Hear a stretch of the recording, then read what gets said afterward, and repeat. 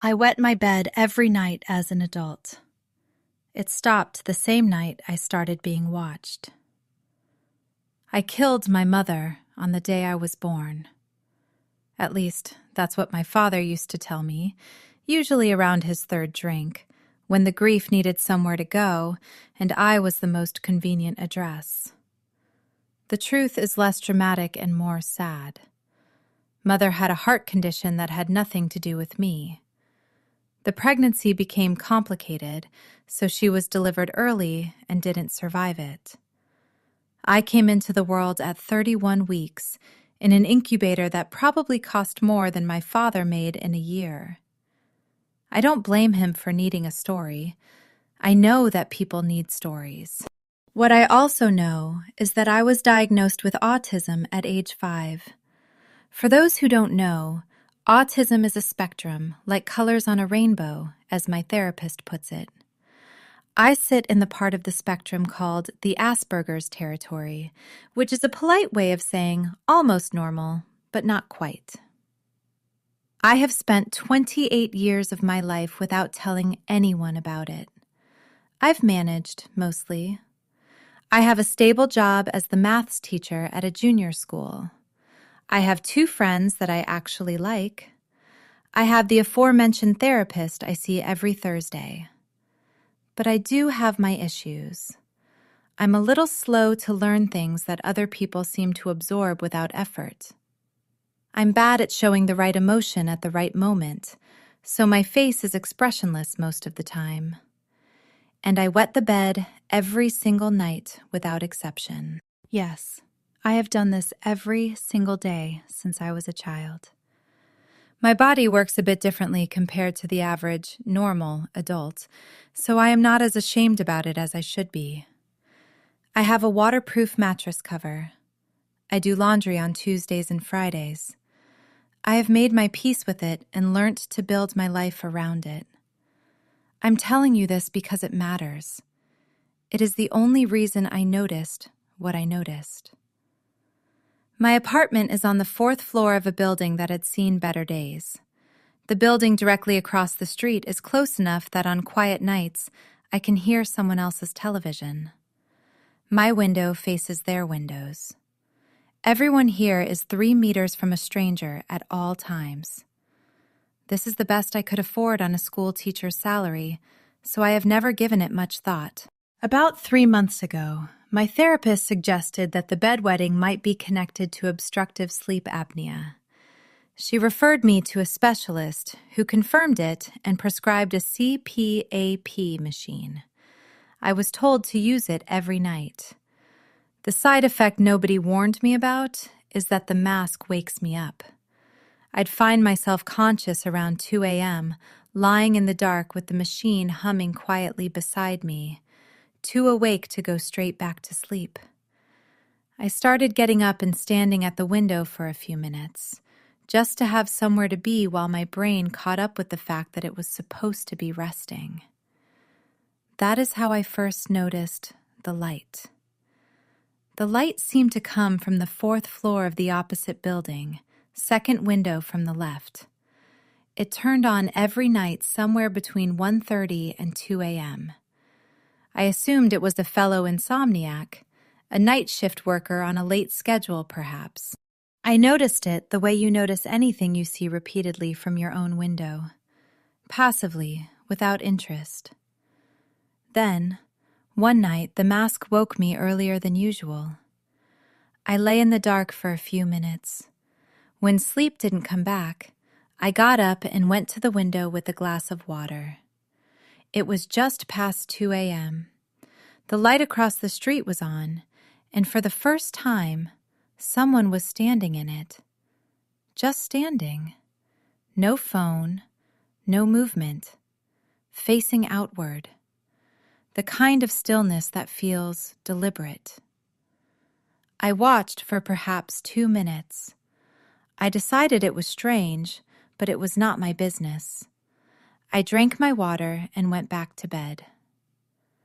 The next morning I woke up and the bed was dry. For the first time in 28 years. I assumed it was the CPAP. That was the rational explanation, and I held on to it.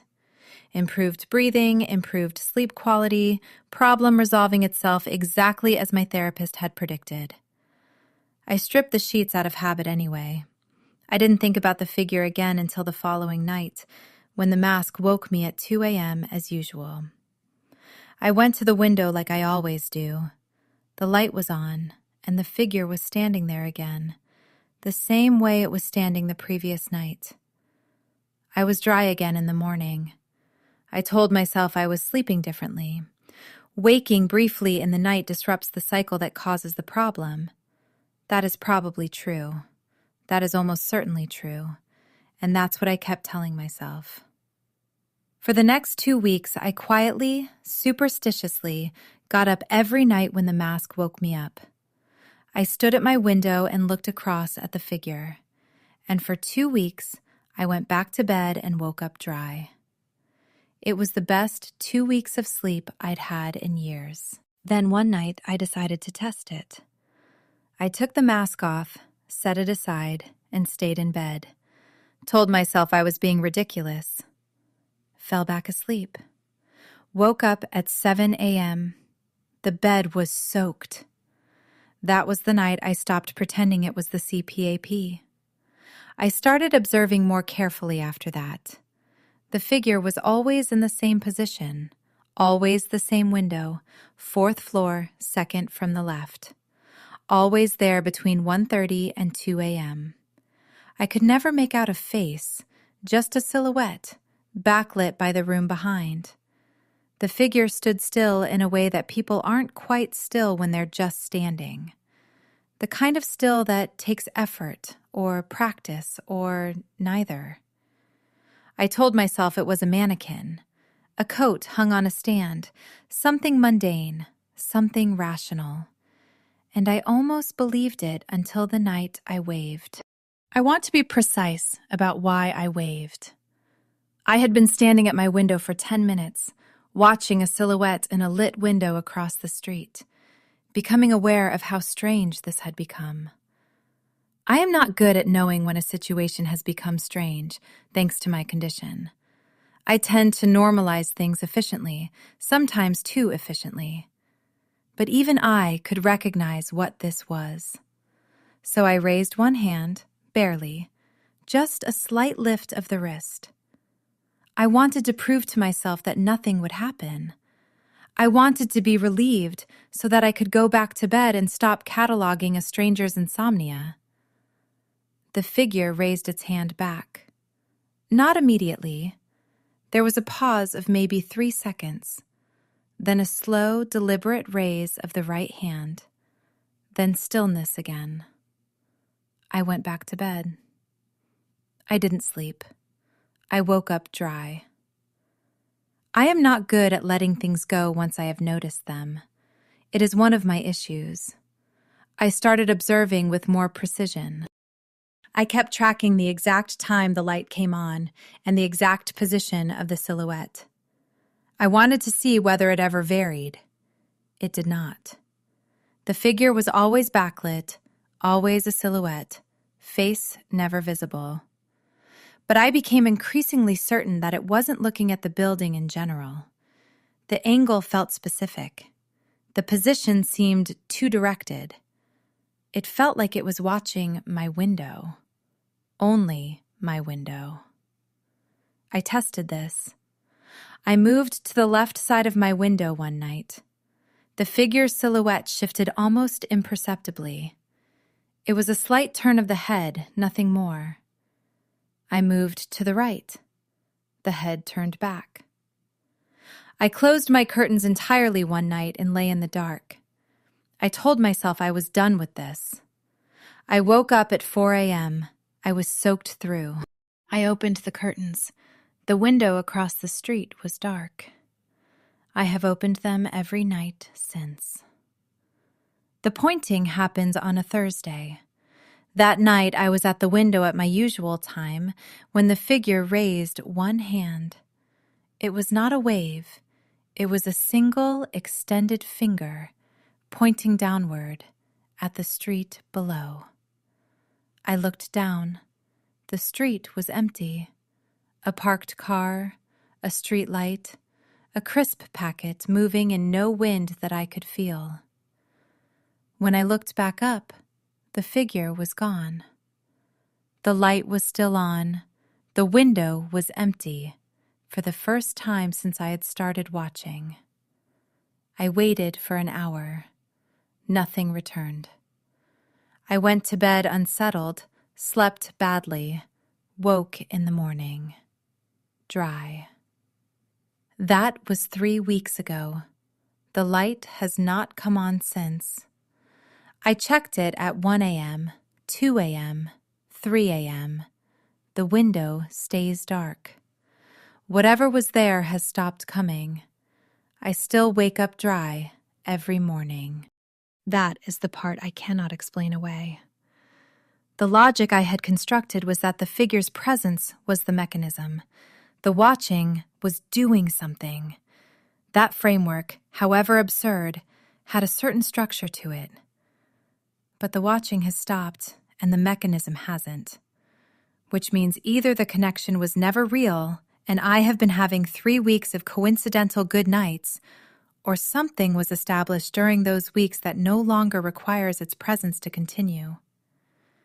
Maybe it is my autistic mind overthinking, but something was set in place. It was either inside me, or around me, or both.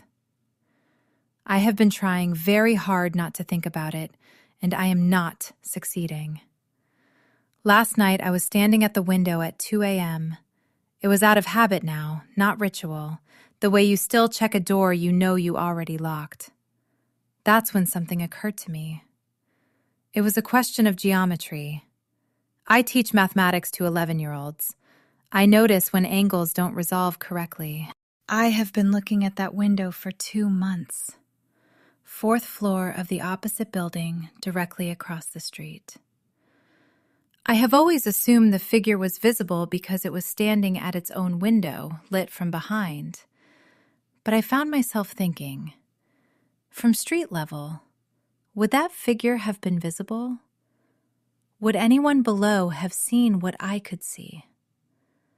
I worked out the angles, the height difference, the distance, the way the light fell from behind the silhouette. No. From any external position, whether on street level, adjacent buildings, anywhere outside, the figure would have been obscured. The geometry does not work. The only position from which that silhouette would have been visible clearly is from inside my building, from the corridor, from a position roughly 3 feet behind where I stand every night. What I have been seeing is a reflection, my own window glass catching something behind me and bouncing it off the building opposite and back to me, which means whatever casts that silhouette is not across the street. It is behind me. It has been behind me every night for 2 months. I have been turning my back to my corridor and watching its reflection and waving at it. It has been 3 feet behind me this entire time. Except, reflections don't point at things their source isn't pointing at. And I was not pointing at anything on that Thursday. I am still standing at the window. I have not turned around. I can see my reflection in the glass and the dark corridor behind me. I cannot make anything out clearly, and I have been standing here telling myself to turn around for a long time now. The light across the street just turned on. I haven't touched my corridor light. I'm going to turn around now.